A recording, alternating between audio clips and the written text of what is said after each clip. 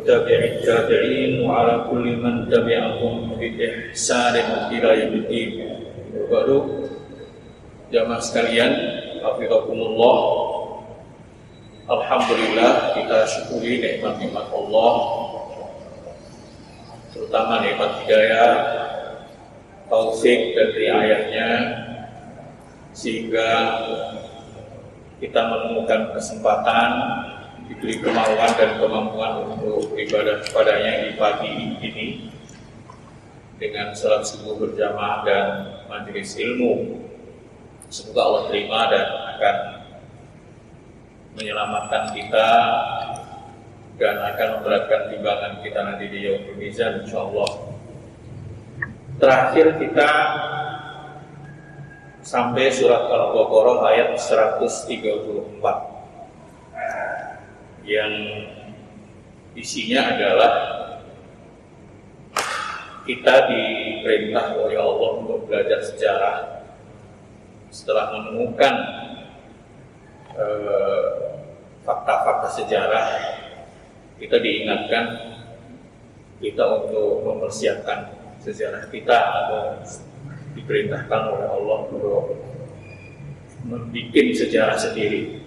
Artinya perlu kita sadari, menemukan fakta-fakta sejarah yang sudah lalu jauh lebih mudah daripada menemukan diri kita di kedisinian kita, kesekarangan kita yang butuh kecerdasan, kecermatan, mengambil ibrah dan mencari diri kita di zaman kita sendiri. Dan uniknya ayat ini yang 134 nanti diulangi, secara redaksinya itu 100% sama, jebles kalau orang Jawa bilang ya. Di ayat 141, tilka ummatun qad khalat laha ma kasabat wa lakum ma kasabtum wa la tusaluna amma kanu ya'malun. Diulangi lagi, menandakan atau ada isyarat dari Allah betapa banyak orang yang ahli membaca sejarah tapi tidak ahli membuat sejarah. Ini yang berbahaya. Baik, hari ini kita akan membahas temanya karena kita paksakan berdasarkan tema. Kebetulan ada beberapa kosakata yang ditulis tebal dari sisi tafsir, yaitu yang di ayat 138 nanti ya, bunyinya sibghatullah, jadi sibghah. Nanti akan kita bahas. Sibghah itu sebenarnya secara gampang disebut celupan atau warna. Tapi nanti detailnya nanti. Kita mulai dari ayat 135 dan 136. A'udzu billahi minasyaitonir rajim. Wa qalu kunu hudan aw nasara tahtadu. Qul bal millata Ibrahim hanifa wa ma kana minal musyrikin. Dan mereka berkata, jadilah kalian Yahudi atau Nasrani, maka kalian akan mendapat petunjuk, menemukan petunjuk, berada dalam petunjuk, hidayah. Katakan wahai Muhammad, bahkan milah Ibrahimlah yang paling hanif. Dan milah Ibrahim itu sekali-kali tidak termasuk kepada kelompok yang musyrik. Di sini terjelaskan ada 3 kelompok ya. Tidak di ayat ini ya. Yahudi, Nasrani, dan Muslimin atau milah Ibrahim. Di sini ketika Allah mengatakan jadilah kalian Yahudi atau Nasrani, kalian akan mendapat petunjuk, tentunya bukan berarti Yahudi merger dengan Nasrani. Ini tentunya menurut Nasrani yang benar Nasrani, menurut Yahudi yang benar Yahudi, karena memang fakta keyakinannya mustahil lah Yahudi dan Nasrani itu bisa ketemu. Karena faktor Nabi Isa itu kalau di Yahudi direndahkan serendah-rendahnya. Dalam kitab suci Yahudi itu Nabi Isa itu disebut anak haram, anak nggak sah, ibunya disebut pelacur ya, naudzubillah min dzalik. Sementara di Nasrani Nabi Isa diangkat kelewatan setinggi-tingginya, disebut anak Tuhan, bahkan sering disebut Tuhan. Otomatis dua agama yang tidak pernah satu komplek dalam sepanjang sejarah. Justru Yahudi itu nyaman di negara Islam. Pokoknya ketika terjadi pengusiran Yahudi oleh negeri-negeri Eropa yang Protestan, yang Katolik, mereka larinya kemana? Ke Turki Utsmani. Walaupun Turki kayak melihara ular gitu. Setelah gede nyatek. Atau ketika Andalus diluluh lantakkan oleh negeri Kristen itu, oleh kerajaan Kristen, Aragon dan Castilla, mereka mayoritas lari ke Maroko. Sampai hari ini ada peradaban Yahudi di Maroko. Ya, kalau sekarang kelihatannya Kristen itu nggak berdaya karena di proksi aja, proksinya Israel. Nah, Allah mengakar sejarahkan dulu milah Ibrahim yang benar. Makanya umat Islam itu harus komitmen, konsisten dengan milah Ibrahim.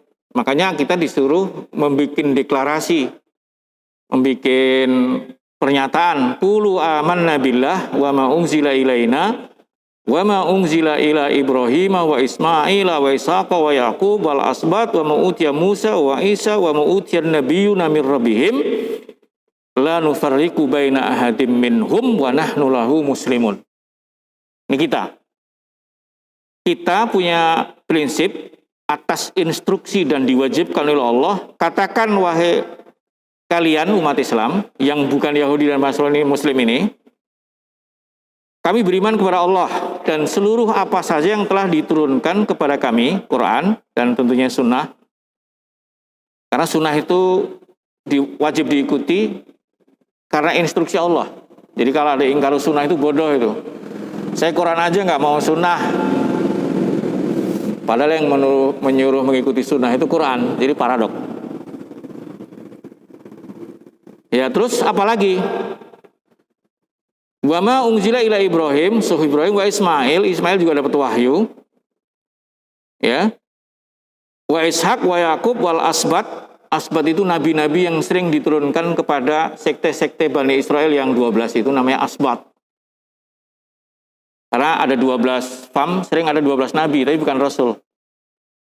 Wa ma'utiya Musa Taurat, wa Isa Injil, dan semua yang diberikan kepada seluruh nabi.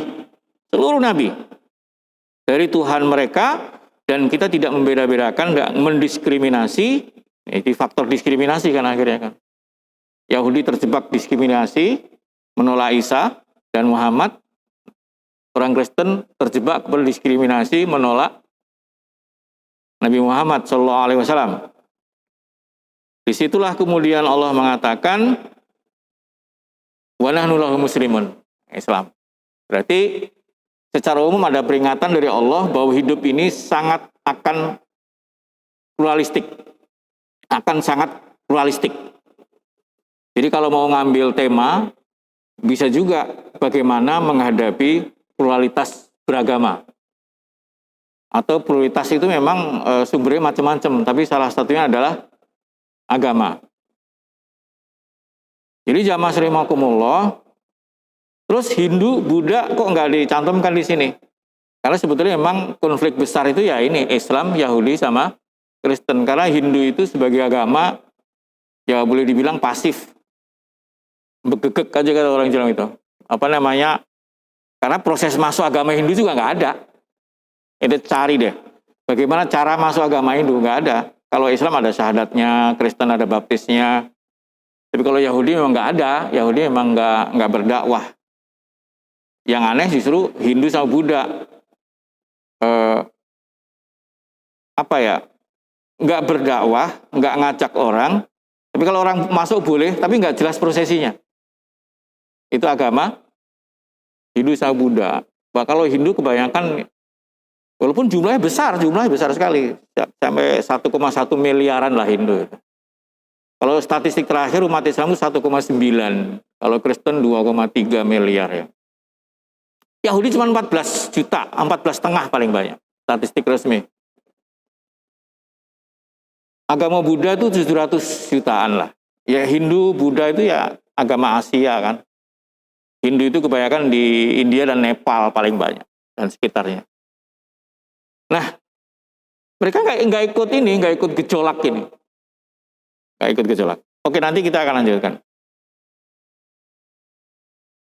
Yang menarik dan penting untuk kita pasang telinga lebar-lebar di sini adalah konsep kebinekaan yang Allah tawarkan. Beda banget dengan konsep kebinekaan yang ditawarkan umat Islam di Indonesia. Karena Allah mengatakan begini, fa in amanu bimithli ma amantum faqad ihtadaw. Kalau Yahudi dan Nasrani dan yang lain-lain itu mau beriman seperti iman kalian, maka mereka mendapat petunjuk. Wa in tawallau, kalau mereka berpaling, noleh, membuang muka, nggak mau, fa innama hum fi shiqaq. Maka tidak lain dan tidak bukan dipastikan bahwa mereka berada dalam posisi shiqaq. Shiqaq ini kalau kita buka tafsir, maknanya minimal ada 4. Ikhtilaf, ingkisam, khusumah, wala adawah, atau bahkan ditambah al-baghdha. Itu tafsir ayat dengan ayat. Shiqaq itu pertama kali makna minimalnya adalah berbeda. Berbeda. Jangan disama-samakan dengan ideologi pluralisme. Jangan disatu-satukan, jangan dikompromi-kompromikan, jangan dicampur adukkan. Itu makna pertama. Yang kedua adalah walingkisam. Walingkisam itu akan berada pada blok-blokan yang beda. Akan membuat komunitas yang berbeda, akan melahirkan geng-geng yang berbeda. Pasti mereka disatukan, dibanggakan dengan kelompoknya masing-masing. Jangan berharap kita bertawaduk sama mereka, kita bertawaduk sama mereka, terus mereka nggak ada cerita itu. Atau bahkan khusumah, persaingan, perseteruan, al-adawah, bahkan permusuhan. Jadi jamaah rahimakumullah, ini bisa dijelaskan dengan secara sangat ilmiah. Bahwa semua perbedaan itu pasti akan menimbulkan al-baghyu bainahum. Al-baghyu itu terjemahan modernnya interest. Jadi semua perselisihan di dunia ini, semua pertempuran di dunia ini, semua persaingan, perkelahian itu dimulai dari bertabrakannya interest. Kepentingan. Makanya Allah mengatakan mimba dima ja'athumul bayyinat gitu ya. Peperangan-perangan itu sebenarnya nggak bisa dilogikakan. Maksudnya melampaui segala macam teori akademis lah gitu. Kenapa? Mimba dima ja'athumul bayyinat telah terbukti mana yang benar mana yang salah, tapi al-baghyan bainahum, karena perbedaan interest. Perbedaan apa ya? Interest. Mau antar negara, mau antar mazhab, mau antar partai, mau antar apa, itu karena sama-sama punya interest. Orang Kristen pengen kita Kristen, sementara kita pengen orang Kristen mu'alaf masuk Islam. Interest di dakwah aja ada itu. Orang Asy'ari pengen orang Salafi Wahabi jadi Asy'ari, Salafi Wahabi pengen orang Asy'ari jadi Salafi gitu, interest gitu. Cina pengen membiayai rakyatnya yang 1,6 miliar, butuh bahan makan banyak, butuh duit banyak, butuh mineral banyak, ngelirik Indonesia gitu. Indonesia seneng dilirik gitu, bukan balas ngelirik gitu. Kira-kira gitu loh. Amerika pengen membiayai negaranya, pengen bagaimana menghegemoni Jadi setiap ada kepentingan yang berbeda dari kelompok yang inkisamnya beda dengan kita, itu otomatis threat, otomatis jadi jadi ancaman, minimal tantangan. Lama-lama bisa jadi hambatan, lama-lama jadi gangguan, lama-lama jadi ancaman. Itu yang Allah sampaikan kepada kita. Sesungguhnya mereka itu berada dalam perbedaan, gengnya beda, dan ada kebencian, ada permusuhan al-ada wal baghdha. Disimpan. Jadi ketika kita membaca ayat walan tardo angkal yahudu walan nasoro hatta tatabi malatam, itu nggak aneh. Kita juga tidak akan pernah ridho sampai mereka menerima Islam. Itu biasa aja gitu loh. Dia mengelola perbedaan di sini. Artinya kita muslim, kita mukmin, berusaha sebaik mungkin komitmen dengan milah Ibrahim. Tapi nggak semua orang mau sama dengan kita. Ada yang milih Yahudi, ada yang milih Nasrani, ada yang milih Majusi. Mau apa coba? Diingatkan oleh Allah, minimal jadi tantangan, maksimalnya bisa jadi ancaman. Ini yang juga suka tidak disadari oleh umat Islam. Umat Islam itu kayaknya kelewat baik, rahmatan lil alamin, tapi nggak ada prepare terburuknya bahwa suatu saat yang kayak gitu itu jadi ancaman. Itu. Jadi salah satu pesan Allah ya, agar umat Islam itu yang mengancam, bukan yang diancam. Itu surat Al-Anfal itu. Turhibuna bihi aduwallahi wa aduwakum. Hendaknya kamu bisa menakut-nakuti musuh Allah dan musuh kalian. Bukan kita yang takut seharusnya. Kita winner bukan loser gitu loh. Nah, inilah pergolakan ini terjadi, terus-terusan terjadi. Cuman masalahnya Allah mempergilirkan. Watilkal ayyamu nudawiluha bainan nas. Dan di hari-hari itu Allah pergilirkan. Nabi Muhammad masih hidup aja pernah mengalami satu titik kritis yang luar biasa sampai 4 bulan sampai kunut nazilah. Pernah eksistensi umat Islam di Madinah terancam total sampai Rasulullah hanya bisa delek-delek, nggak bisa ngapa-ngapain. Rasulullah hanya celentang sambil menutup mukanya dengan sorban, nggak bisa bicara apapun, kehabisan ide. Itu ada. Apalagi ya Nabi udah nggak ada. Rasulullah aja pernah, mohon maaf bahasanya itu, keselamatannya sempat sampai nyaris wafat di perang Uhud. Bahkan isunya Rasulullah sudah terbunuh. Nah, jadi disinilah kemudian apa saja yang harus kita jadikan fokus dalam keadaan perbedaan-perbedaan ini. Nah, fokus yang nanti akan banyak sekali sampai ke mungkin belasan ayat berikutnya, banyak pedoman, banyak panduan dari Allah bahkan sampai Ali Imran. Tetapi kemudian Allah mengatakan sini, fasayakfikahumullah wallahu samin alim.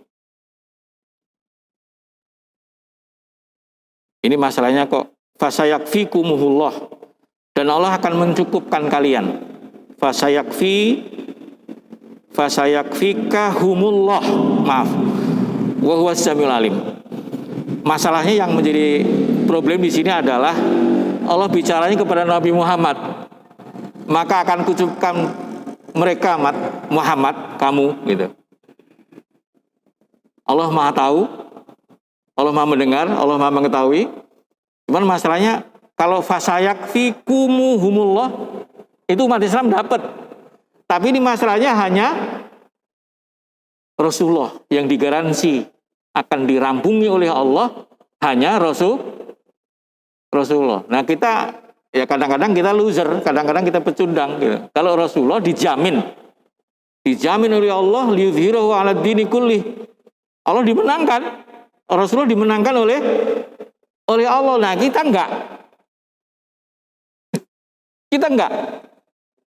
Artinya kita bisa aja dimenangkan, bisa saja kalahkan. Tapi yang pasti dimenangkan hanya Rasulullah Shallallahu Alaihi Wasallam. Dan betul menjelang Rasulullah wafat, Islam sudah leading. Gitu. Jadi jamaah rahimakumullah,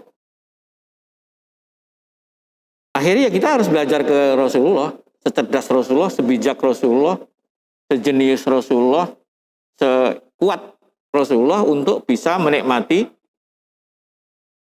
fasilitas Allah Subhanahu wa Ta'ala.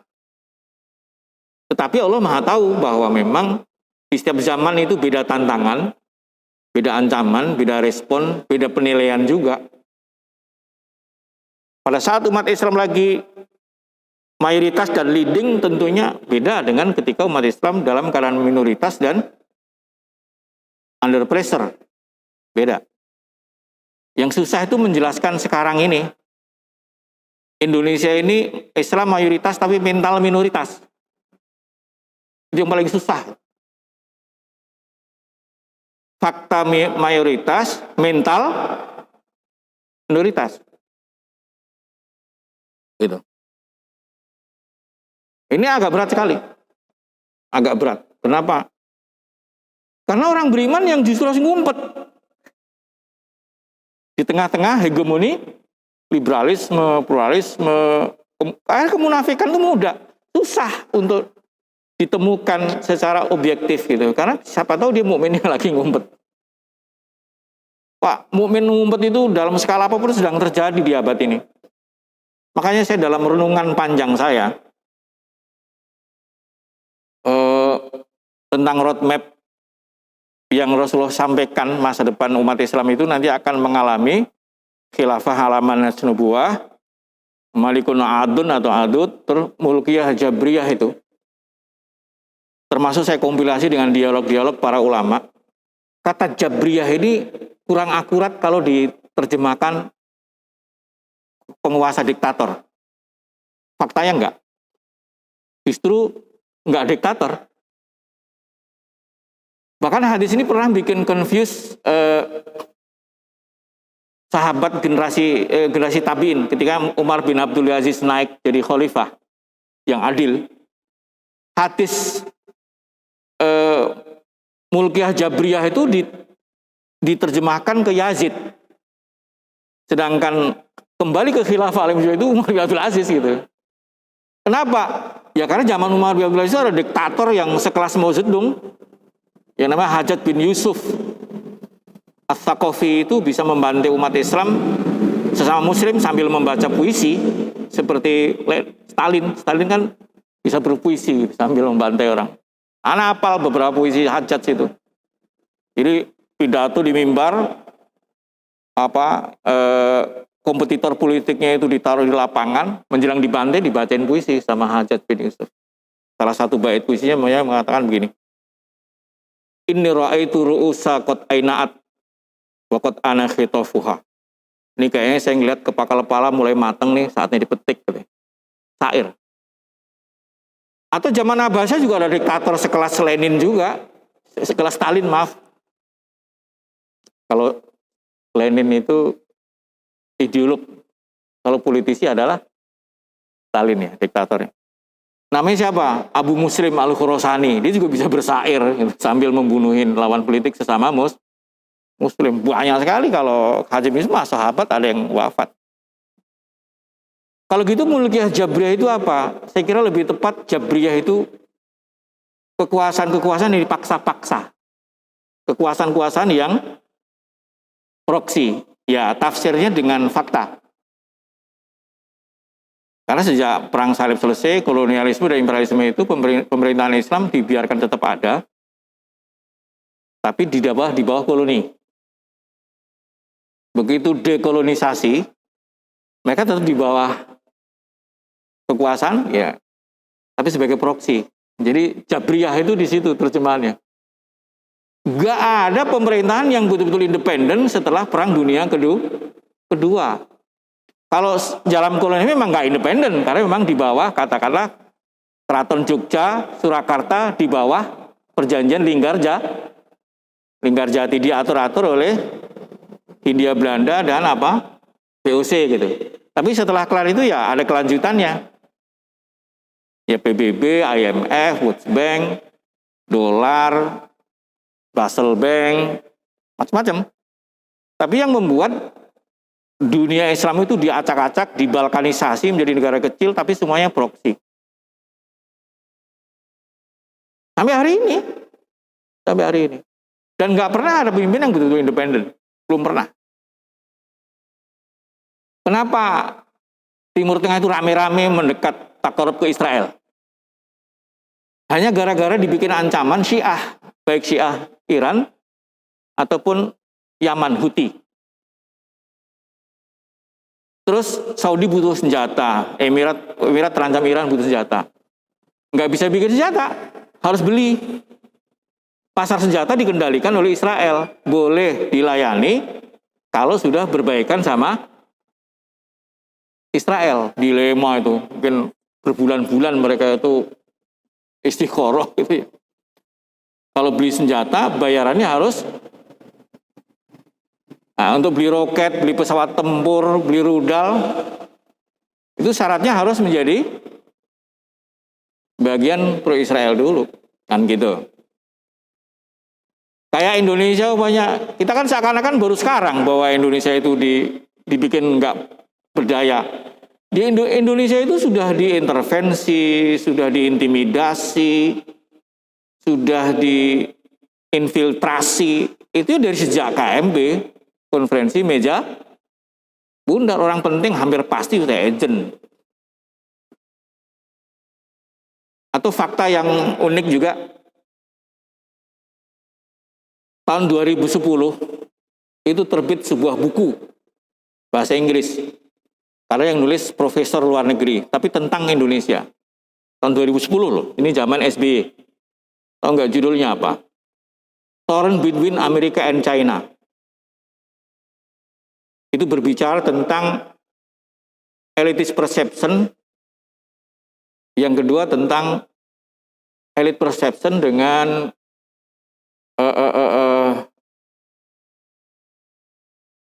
foreign policy, kebijakan internasional.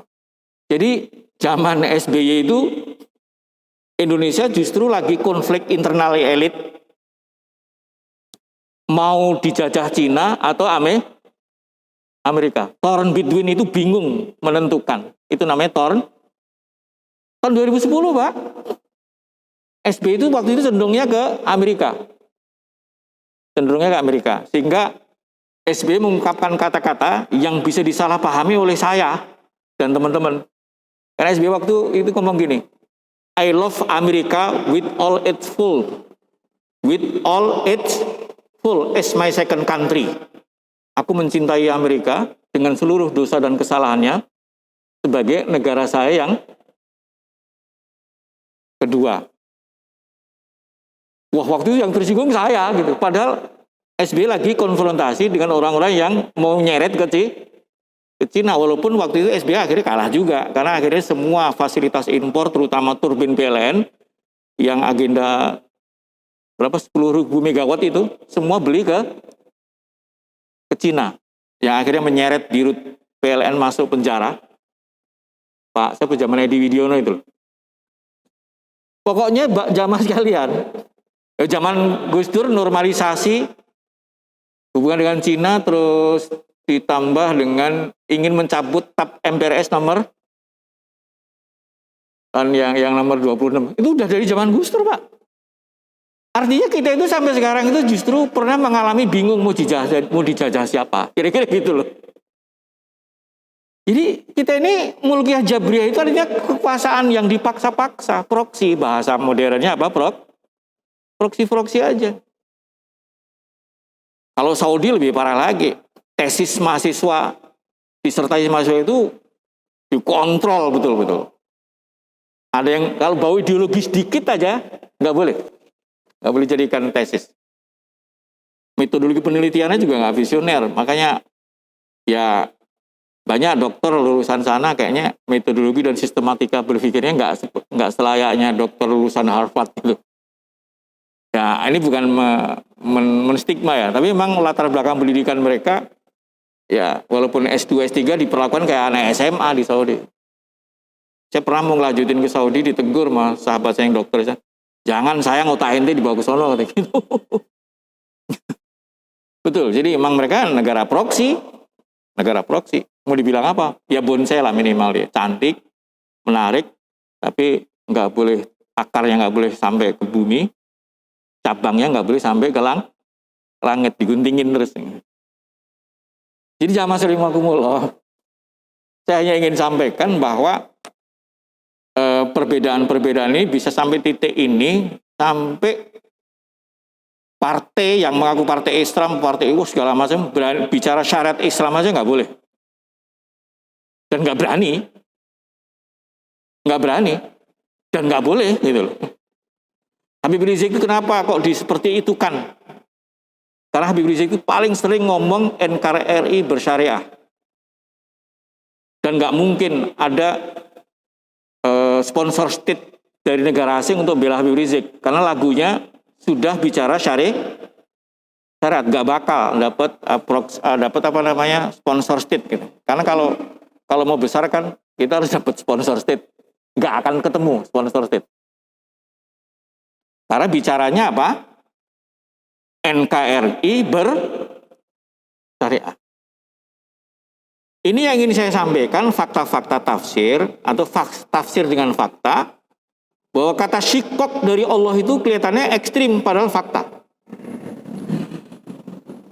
Solusi apapun nggak akan terjadi, nggak akan bisa ketemu kecuali dimulai dari membangun SDM yang standar, yang unggul, berbasiskan takwa, dan konsolidasi horizontal dari vertikal yang baik. Banyak ya lagi nama takul hakatuqatihi wala tamutunna illa wa tasbihu billahi jami'an wala tafarraqu. Tapi ini akan susah sekali karena kasih sayang Allah itu tidak akan persatuan tidak akan terjadi kecuali karena rahmat Allah. Wala yazaluna mukhtalifina illa man rahima rabbuk. Orang akan terus berselisih kecuali karena rahmat Allah.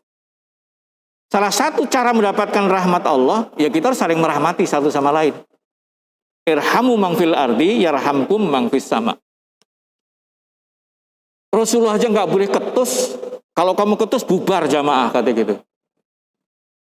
Ya kan? Fabima rahmati minallah lintalahum. Karena kamu itu mendapat rahmat dari Allah, ya kamu lembut sesama muslim.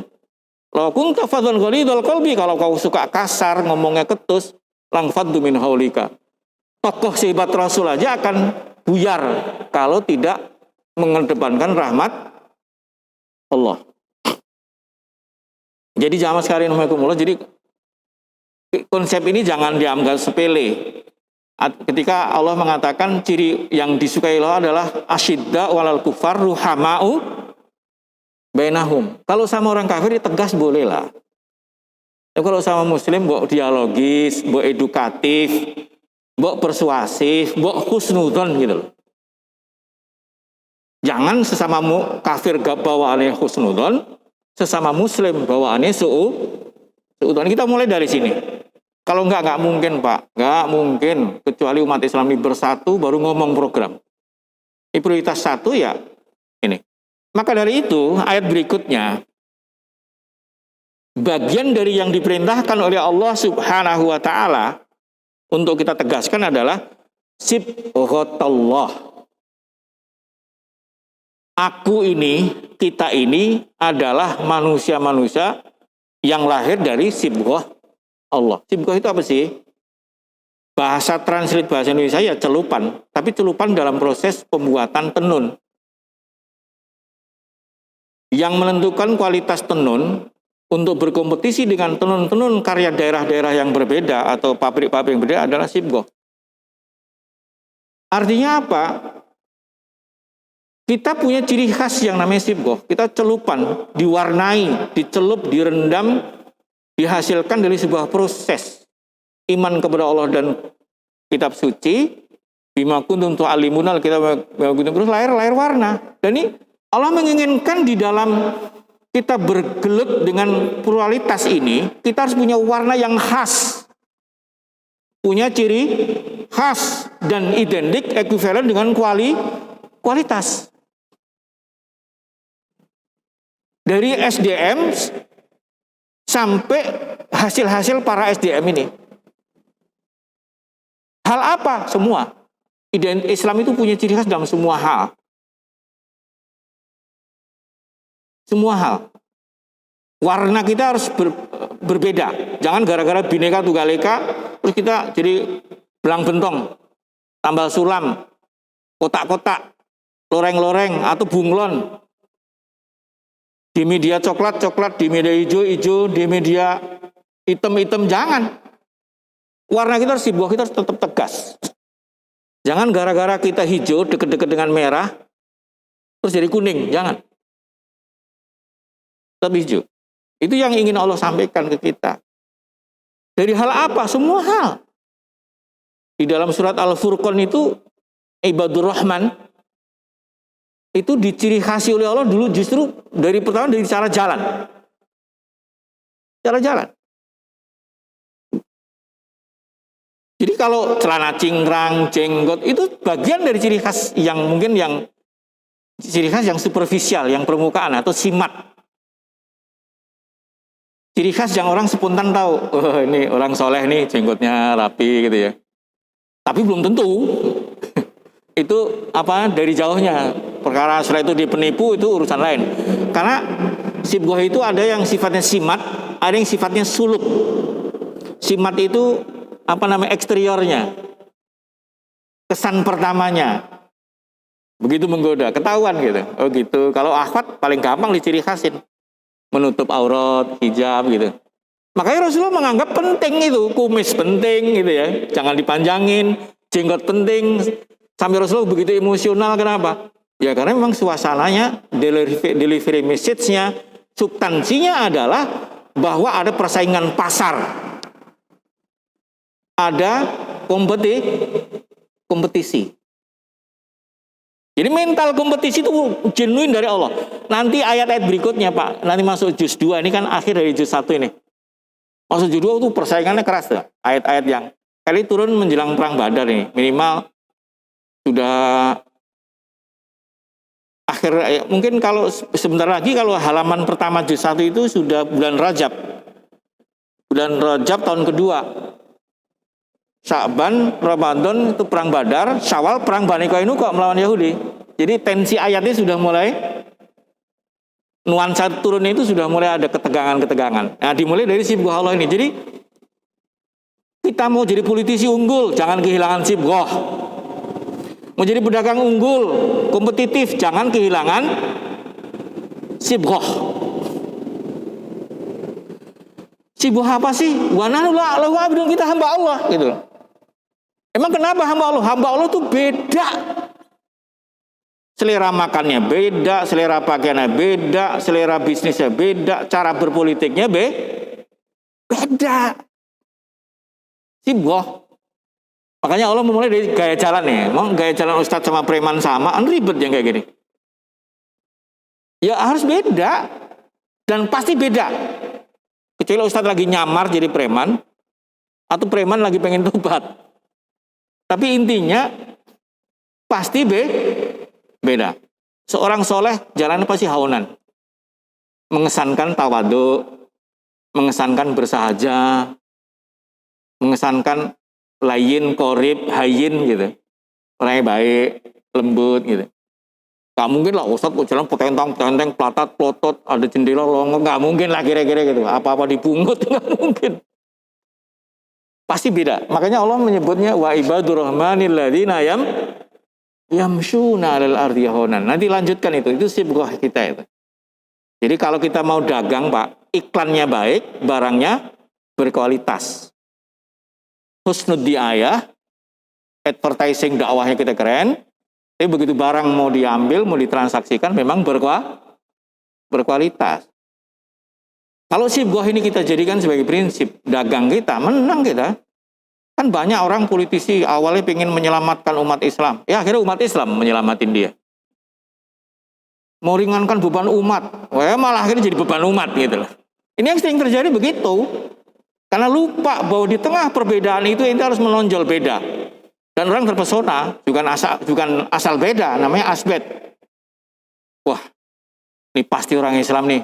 Kok tahu? Buktinya jujur, gitu loh. Ini pasti orang Islam nih. Kenapa? Buktinya amanah. Ini pasti orang Islam nih. Kenapa? Buktinya disiplin, gitu loh. Jadi kalau ada bangku kosong di anggota DPR, oh pasti bukan orang Islam nih. Kalau orang Islam nggak mungkin makan gaji buta. Oh bisa disogok tuh. Oh pasti bukan orang Islam gitu loh. Enggak kok, sama aja, itu gagal. Dari awal udah gagal. Nggak usah dilanjutkan perjuangan seperti itu. Karena kita punya sip wah, ini yang saya messagekan ke Pak Rudi ya. Jadi mempertahankan sip wah. Apa? Bahwa kita ini hamba Allah. Hamba Allah itu beda. Calon ahli neraka dengan calon ahli surga itu beda. La yastawi ashabun nari wa ashabul jannah. Kalau belum udah sama atas nama kebinekaan. Nggak usah ditunggal-tunggal ikakan. Yang penting kita menawarkan toleransi. Tapi bukan berarti selamanya kita begitu. Rasulullah menawarkan toleransi. Ngasih otonomi.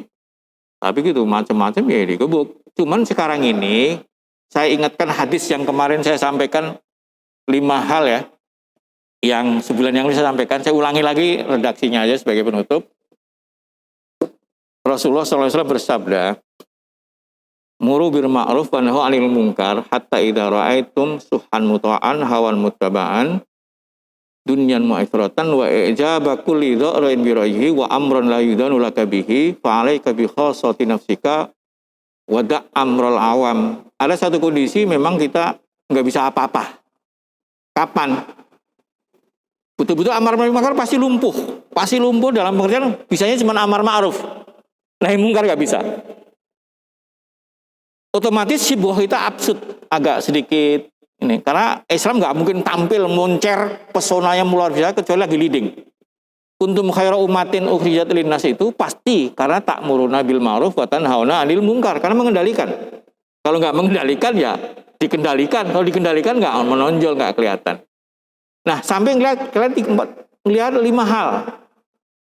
Pelit, dominasi pelit, rakus, materi yang harus ada dalam semua urusan. Mu'athiratan. Materi. Mau menang peradilan materi, mau naik pangkat materi, mau jadi pejabat materi, mau merubah konstitusi materi. Yang ketiga, hawan muttaba'an. Hawa nafsu itu diikuti, begitu bebas. Ya. Suhan muta'an, hawan muttaba'an, dengan muta'an, wa ijaba kulli dhira'in biraihi. Semua ujub dengan pendapatnya sendiri, nggak peduli dengan pendapat orang lain. Orang punya kebiasaan baru bahwa yang diyakini adalah untuk menghakimi keyakinan yang lain. Yang diikuti untuk menghakimi orang lain itu nggak boleh sebetulnya. Keyakinanmu, jangan untuk mengvonis orang lain. Kayak Salafi mengvonis Asy'ari, Asy'ari mengvonis Salafi. Ini ribet banget di dunia ini. Yang terakhir, yang paling faktual, kamu lihat perkara yang kamu nggak punya kapasitas untuk mengelolanya. La yudanu laka bi. Kita mah nggak mampu. Under kompetensi, semangat boleh, tapi kompetensi nggak ada. Kita bikin ormas juga bisa dibubarin kapanpun. Iya kan? Nggak berdaya kita. Nah, disitulah kata Rasulullah, alaisa bi khassati nafsika. Urusi aja khusus dirimu sendiri. Cuman diskusinya waktu itu karena diri sendiri itu banyak, ya kita mengkoleksifkan orang yang pengen cari selamat. Skala prioritas bukan meninggalkan yang lain. Prioritaskan diri sendiri dan lingkuran ring 1, ring 2. Jadi kalau masjid ini sama-sama pengen cari selamat, ya berarti diri sendirinya 500 orang jadi lumayan juga. Ya kayak Ashabul Kahfi lah. Wada' amrul awam. Jangan ikut urusan publik. Tinggalin aja. Mumet, Pak. R3, ruwet.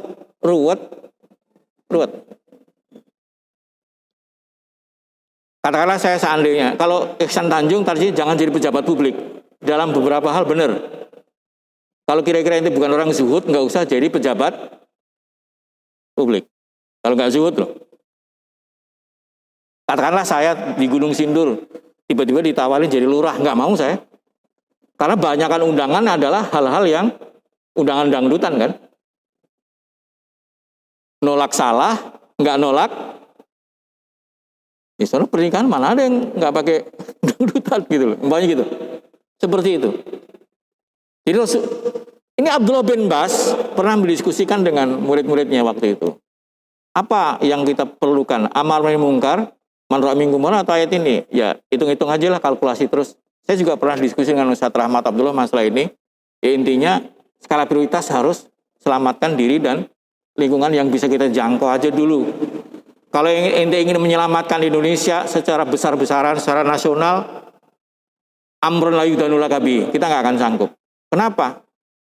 Karena dengan demokrasi yang pasti berujung ke oligarki ini, ente ujung-ujungnya butuh berapa? Nah, ketika berapa itu kita nggak punya, kita nyari rentenir politik, dan itu berbahaya. Tapi kalau kembali ke Ashabul Kahfi aja, apa itu? Atina min ladunka rahmatan wa hayyi lana min amrina rasyad. Jangan sepelekan rahmat Allah. Yang membuat kita tidak tersesat itu hanya rahmat Allah. Rabbana la tuzigh qulubana ba'da idh hadaytana wa hab lana min ladunka rahmah innaka antal wahhab. Rahmat Allah aja kok yang buat kita tidak tersesat. Oh, saya mau ustadz, saya kiai, nggak mungkin. Lahung sahabat yang hijrah ke Habasah saja 2 murtad kok. Ubaidillah bin Jahaz sama Sakron itu murtad di Habasah. Kurang apa dia? Rasulullah menjelang wafat ya, kurang 2 hari, 11 kabilah di Madinah itu murtad, lingkar luar Madinah. Udah ada 3 nabi palsu. Setelah itu Abu Bakar perang melawan orang-orang murtad. Korun itu dulu ulama, Pak. Jadi kalau ada ulama tiba-tiba pengen ke wilayah Korun, jangan heran. Karena Korun itu dulu ulama. Balaam itu juga dulu ulama. Terus jadi penjahat. Artinya hanya rahmat Allah yang bisa menyelamatkan kita. Tapi wa atina min ladunka rahmatan wa hayyi lana min amrina rasyada. Minta pedoman, minta panduan. Tapi nanti Allah kasih mirfaqo, pendampingan.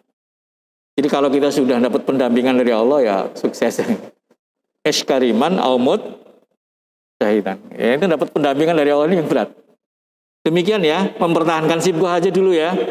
Kita prioritaskan pertama mempertahankan sibgoh. Nanti ayat-ayat berikutnya kita akan ketemu apalagi gitu. Jadi sekarang ini jangan warna kita luntur oleh perbedaan-perbedaan di sekitar kita. Jadi sibgoh yang mahal adalah sibgoh kain yang dulu ditulis dijamin tidak luntur, ya kan? Dulu waktu kita masih anak-anak gitu, harus ada garansi, ini gak luntur nih, enggak gitu. Gitu ya, itu sibgoh. Kalau sekarang udah teknologi udah modern tentunya, kata sampai dulu ada guyonan di Klewer Solo yang jual sarung itu orang Arab. Dijamin tidak luntur. Tiba-tiba luntur, balik protes. Bu, saya kan orang Arab, bacanya dari kanan. Luntur tidak dijamin. Wallahualam bishawab. Ada yang mau tanya silakan. Ya tadi ya, sibgoh itu celupan, proses untuk melahirkan kualitas. Artinya hasil sibgohnya itu SDM. Setelah itu produk-produk SDM. Kalau SDM-nya SDM yang bersibgoh Islam ini ekonom, akan lahir ekonomi sibgoh Islam. Kalau yang tersibgoh Islam politisi, akan terlahir politik bersibgoh Islam. Itu sibgoh. Jadi lebih kepada pembinaan, lebih kepada nilai yang meresap, nilai yang mewarnai pikiran kita, mewarnai mindset kita, mewarnai cita-cita kita, mewarnai perilaku kita gitu. Itu sibgoh. Terus kelihatan, oh ini muslim. Karena ketika Allah mengatakan sibghat Allah itu, ini dalam rangka persaingan dagang lah gampangnya gitu. Itu satu. Terus milah itu semua ulama selalu mengatakan nggak ada beda dengan ad-din, agama. Millata Ibrahim itu apa? Agama Ibrahim atau dinu Ibrahim. Cuman kenapa Allah bedakan?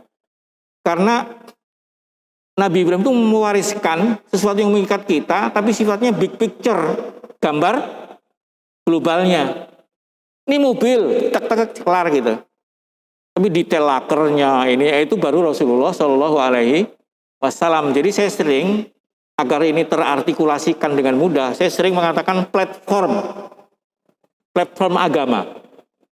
Platform, tapi detailnya adalah Rasulullah, dan itu Rasulullah SAW, dari itu saya artikulasikan atau saya serap dari ketika Allah menyebutkan uswatun hasanah terkait dengan Ibrahim, itu uswatun hasanah didulukan. Qad kana lakum uswatun hasanah fi Ibrahim. Artinya ada suri teladan pada diri Ibrahim. Tapi begitu Rasulullah enggak, dibalik. Qad kana lakum fi Rasulillahi uswatun hasanah. Kalau Rasulullah disuruh personalitinya. Total itulah. Tapi kalau ini mau cari uswatun hasanah yang sifatnya kejadian, nilai global ada pada diri Ibrahim. Tapi kalau detail ada pada diri Rasulullah Sallallahu Alaihi Wasallam. Gitu ya. Jadi terjemahannya mungkin platform lebih enak, tapi ya nggak boleh melanggar dunia tafsir juga. Sebutkan dulu millah itu sama ad-din sama artinya gitu. Cuman karena dia gambar besar, ya kita sebut platform beragama. Sebetulnya doa Nabi yang nggak terkabulan itu minta agar umatnya tidak terpecah belah gitu. Memang nggak dikabulkan, fakta bukan begitu, tapi katakanlah kita bicara tentang perpecahan di generasi pertama. Rasulullah baru wafat 30 tahun, umat Islam udah berdarah-darah. Itu sebagai fakta atau bukti bahwa doa Nabi Muhammad tidak terkabul, betul loh, itu terbukti gitu. Tapi jangan jadi pembenaran dan jangan jadi pembiaran perpecahan. Terus Allah dulu aja berpecah begitu, kok apalagi kita, nggak boleh. Jadi sejarah ini justru sebagai bukti bahwa doa Nabi nggak terkabul.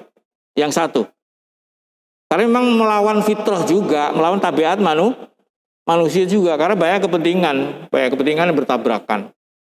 Jadi memang Allah membiarkan ini alami terjadi. Justru berpikir kita adalah umat Islam kan ada momentum-momentum bersatu.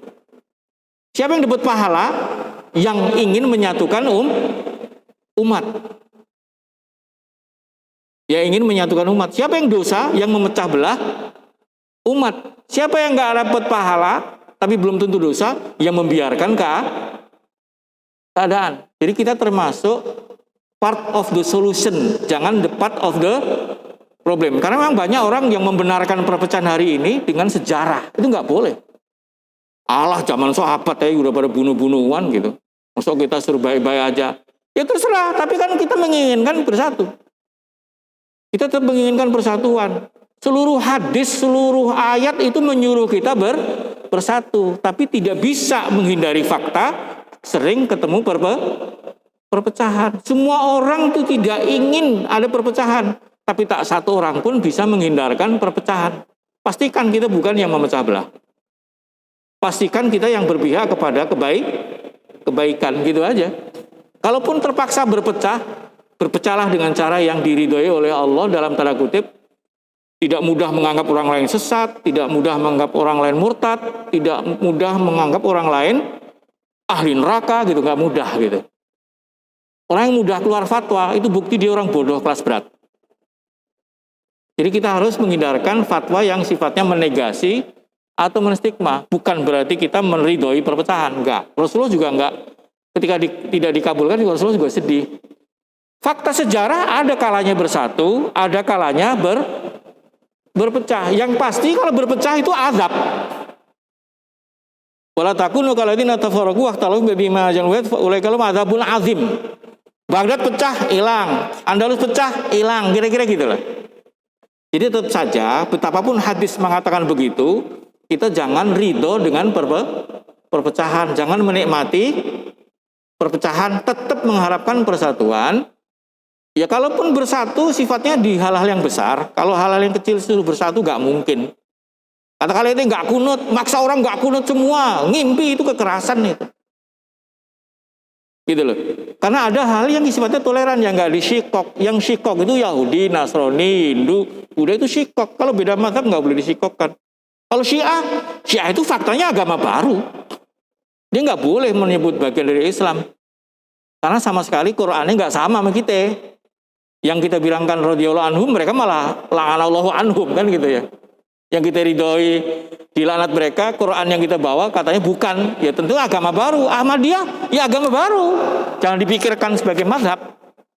Kesalahan kita ketika menganggap Syiah itu mazhab, Ahmadiyah itu itu kesalahan kita sendiri. Dia bukan mazhab. Anggap aja dia ya agama lain gitu. Nah kayak gitu harus kita kelola dengan baik, dan spirit bersatu jangan hilang oleh hadis tadi. Berusaha untuk bersatu tetap wajib, mempersatukan umat tetap wajib. Karena perintah mempersatukan umat itu ada. Jadi jangan sekali-kali kita pesimistis di tengah keadaan kayak gini, tapi minimal kita fakta memahami gimana umat Islam bisa secara teori politik gini loh. Orang bersatu kalau ada common enemy. Tapi kalau kita satu sama lain saling menganggap enemy, gimana mau ada common enemy gitu. Secara teori banyak bisa diskusikan. Ya tentunya ada fakta-fakta yang tidak menyenangkan, dan salah satunya adalah umat Islam itu ya selalu ada masalah. Tapi bukan berarti kalau mau saya revisi omongan saya, kita bersatu sampai pada tingkat kuat gitu.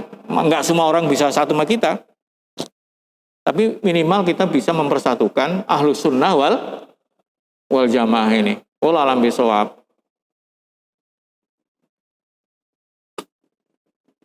Dah, kita tutup dengan doa kifaratul majlis. Subhanakallahumma bihamdika asyhadu an la ilaha illa anta astaghfiruka wa atubu ilaik. Hada ma'atul. Assalamualaikum warahmatullahi wabarakatuh.